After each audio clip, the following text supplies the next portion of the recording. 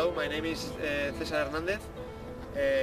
I'm 36 years old and I've been working for the past 15 years as a hockey coach in different clubs, but mainly here in Zaragoza with the Honigvogel club.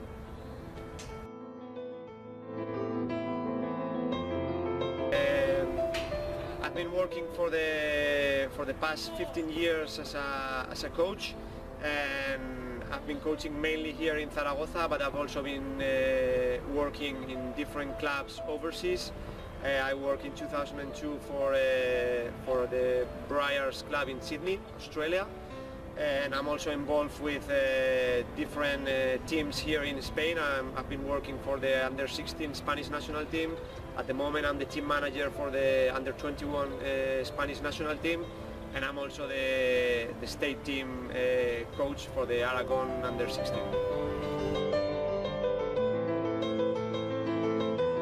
Even though my studies, I have a degree in English major, even though I studied that at the university, since I was very little I started playing hockey. I started when I was 7, and I've always loved hockey. And even though I love English as well and I like teaching, I found that teaching and coaching share a lot of similarities.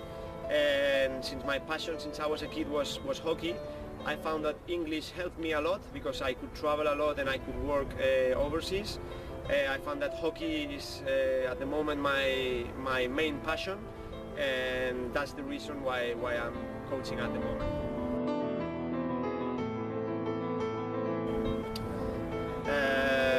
Hockey for me has been and is still very, very important. It showed me a lot of things. The most important things about hockey for me is all the people I've met through the years. Really good friends that I've met here in Spain, here in Zaragoza. My best friends are my club mates since I was in primary school, but also I've met a lot of people all around the world. Australia, the United States, England, Germany, Netherlands. So many people that I've met, and that's why hockey has been so important to me, because of the people I've met.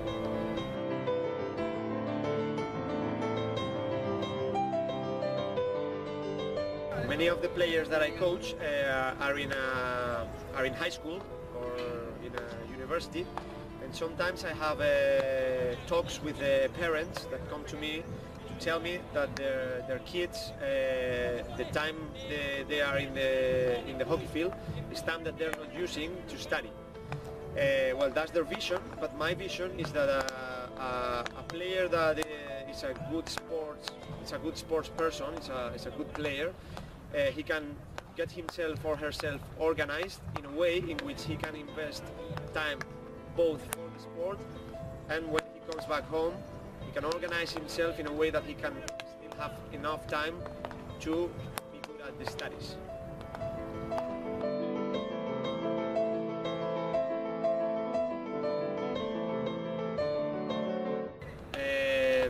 Some of these cases of players that whose parents told me that they were not studying enough time.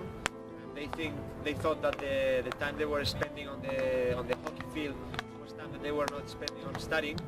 Some of those cases, some cases they have stopped playing hockey in order to focus more on studying.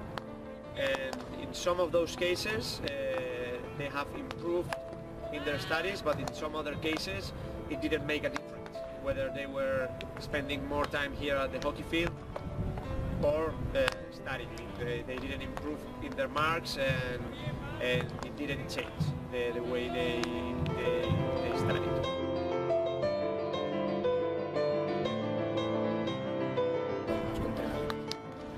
I think in most, if not all, the players that I coach, being part of the team and training hard and putting a lot of effort in the training session, it helps them because when it's time to prove themselves, say in a Spanish national competition or in the regional competition, if they work hard, if they invest the time, if they invest time in training, when it comes time to go those kind of tournaments, they come to those tournaments highly motivated, and it makes them feel like, you know, they've been working hard, and therefore they want to prove themselves in those kind of competitions. So mostly I think all of them, after months of training, they come highly motivated to those kinds of competitions.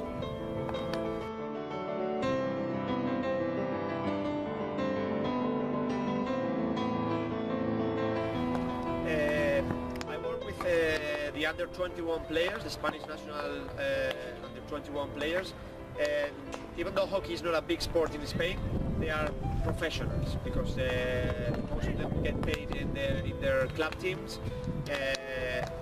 But what surprised me is that 90% of the under 21s are studying at college and at university. And even though it's really demanding to be a top hockey player, because you have to obviously spend a lot of time at the hockey field, they manage to study and to pass. Actually, out of that 90%, most of them get really good marks, and that's because what I was saying earlier, they are good sport people, that they know what they need to improve both in the hockey field and outside the hockey field. So they know what they need to study, how many hours they need to put into that study to pass the test. And I was really surprised to see that most of them were in university, and obviously they were putting a lot of hours into their study, but they were not struggling. They were getting good marks, and they were getting themselves well organized.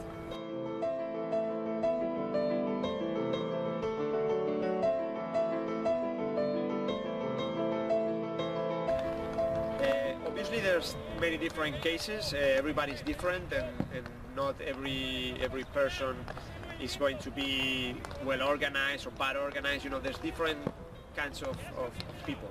But my advice for the parents is, by my experience, what I know through players, if a player works hard inside in the field, if he trains hard, if he knows, you know, his weaknesses, so he needs what to work on, areas to improve, if he knows those areas in the hockey field, and he works hard and he's organized in the hockey field, I'm pretty sure that that person is not only organized in the hockey field, he's going to be organized outside.